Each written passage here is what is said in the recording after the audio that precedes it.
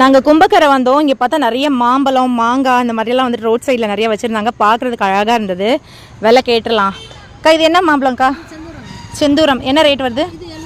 70 ரூபா. கிலோ 70 ரூபா தானா? இங்கே பாருங்கள் சூப்பராக இருக்குது. வாசனை அவ்வளோ சூப்பராக இருக்குது. 70 ரூபா தானா? இதுக்கா? காய். இது இது ரேட்டு? ஓ சரி சரி. எல்லாமே 70 ரூபா தானா? இது மாங்காய் ஆச்சு. காயாக இருக்குது. உப்பு போட்டு சாப்பிடலாம். அது கிலோ 50 ரூபாவா? ஓகே. இது இது என்ன மாம்பழம்? கல்லாமாக்கா. இது கிலோ என்ன வருது? கிலோ 50 ரூபா. ஓகே. இதுவும் செந்தூரம் தான். காசாலெட்டு. இது என்ன ரேட்டு?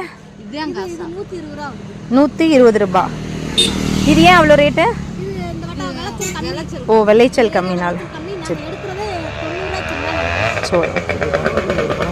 ஓகே. பங்கனப்பள்ளி வந்து டேஸ்ட்டுக்கு கொஞ்சம் அறுத்தர போகிறாங்க. டேஸ்ட் பண்ணி பார்த்தலாம்.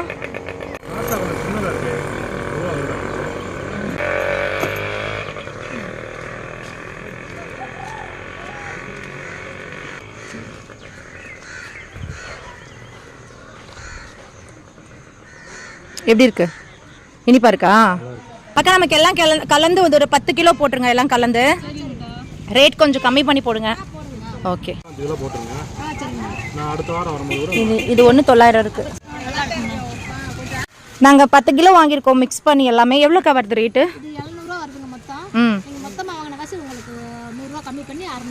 600 ரூபா. ஓகேக்கா.